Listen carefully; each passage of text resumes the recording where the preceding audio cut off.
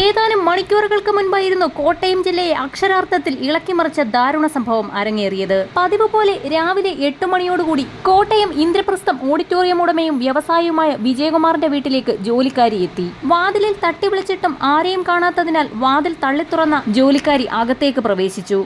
പൊടുന്നനെ ഒരു നിലവിളി ശബ്ദമുയർന്നു. അതിഭീകരമായ കാഴ്ചയാണ് കൺമുൻപിൽ. ഇന്ദ്രപ്രസ്ഥം ഓഡിറ്റോറിയം ഉടമയും വ്യവസായിയുമായ വിജയകുമാർ കൊല്ലപ്പെട്ട് കിടക്കുന്നു. ചോരയിൽ കുളിച്ച് മുഖം വികൃതമാക്കി നഗ്നമായ നിലയിലായിരുന്നു മൃതദേഹം.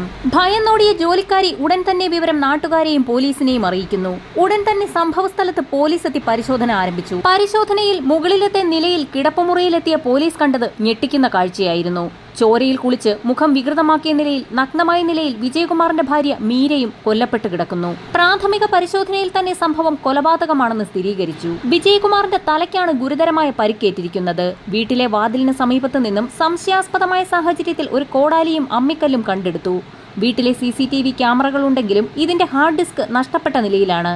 മാത്രമല്ല വീട്ടിൽ വളർത്തുനായുണ്ടെങ്കിലും ഇവ കുരച്ചിട്ടില്ല എന്നും ഇതുവരെ നായ്ക്കൾക്ക് അനക്കമില്ല എന്നും നാട്ടുകാർ വ്യക്തമാക്കി. വീട്ടിലെ വാതിലിലോ മറ്റോ ബലപ്രയോഗം നടന്നതിന്റെ പാടുകളില്ല എന്ന് പ്രാഥമിക അന്വേഷണത്തിൽ സ്ഥിരീകരിച്ചു. ഏതോ ശബ്ദം കേട്ട് വിജയകുമാർ വാതിൽ തുറന്നിരിക്കാനാണ് സാധ്യതയെന്ന് വ്യക്തമാണ്. വിശദമായ അന്വേഷണത്തിലാണ് ഞെട്ടിക്കുന്ന സംഭവത്തിന്റെ ചുരുളഴിയുന്നത്.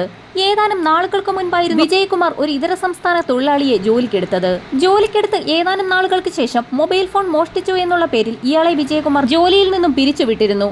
ഈ സംഭവത്തിൽ പിടിയിലായി റിമാൻഡിലായിരുന്ന പ്രതി ദിവസങ്ങൾക്ക് മുൻപാണ് ജയിലിൽ നിന്നിറങ്ങിയതെന്നാണ് സൂചന.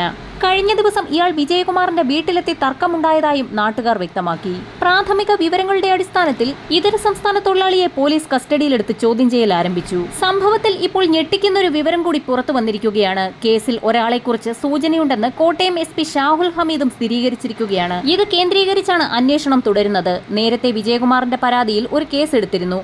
ഇതിന്റെ വൈരാഗ്യമാണോ എന്ന് പരിശോധിക്കുകയാണെന്നും SP വ്യക്തമാക്കി. ഈ സാഹചര്യത്തിലാണ് ഇവരുടെ മകന്റെ ദുരൂഹ സാഹചര്യത്തിലുള്ള മരണവും ഇപ്പോൾ ചർച്ചയാക്കപ്പെട്ടിരിക്കുന്നത്. കൊല്ലപ്പെട്ട വിജയകുമാറിന്റെ മകൻ ഗൗതം 2017 മരിച്ചത്. തെള്ളകം റെയിൽവേ ട്രാക്കിന് സമീപത്ത് കഴുത്തറത്ത നിലയിലായിരുന്നു മൃതദേഹം കണ്ടെത്തിയത്. അത് ആത്മഹത്യയെന്ന് പോലീസ് പറഞ്ഞിരുന്നുവെങ്കിലും വിജയകുമാർ CBI അന്വേഷണം ആവശ്യപ്പെട്ടിരുന്നു. ഗൗതമിന്റെ മരണത്തിൽ 2 മാസം മുൻപ് CBI അന്വേഷണം തുടങ്ങിയെന്ന് മുൻ DGP T അസഫ് അലി പ്രതികരിച്ചു. ഇതിന് പിന്നാലെ വിജയകുമാർ കൊല്ലപ്പെട്ടതിൽ ദുരൂഹതയുണ്ടെന്നാണ് നാട്ടുകാർ ഉറപ്പിച്ചു പറയുന്നത്. ഇപ്പോൾ ദമ്പതികളെ കൊന്ന കേസിൽ പിടിയിലായ അതിഥി തൊഴിലാളിയായ അമിത് 1 വർഷം മുൻപ് വിജയകുമാറിന്റെ വീട്ടിൽ ജോലി ചെയ്ത അസംകാരനാണ്. പ്രാഥമിക വിവരങ്ങളുടെ അടിസ്ഥാനത്തിൽ ഇയാളെ ചോദ്യം ചെയ്തു വരികയാണെങ്കിലും സംഭവത്തിൽ കൂടുതൽ പേർ ഉൾപ്പെട്ടിട്ടുണ്ടോ എന്നും ഇതൊരു ആസൂത്രിത കൊലപാതകമാണോ എന്നുള്ള കാര്യത്തിലും പോലീസ് അന്വേഷണം ആരംഭിച്ചു.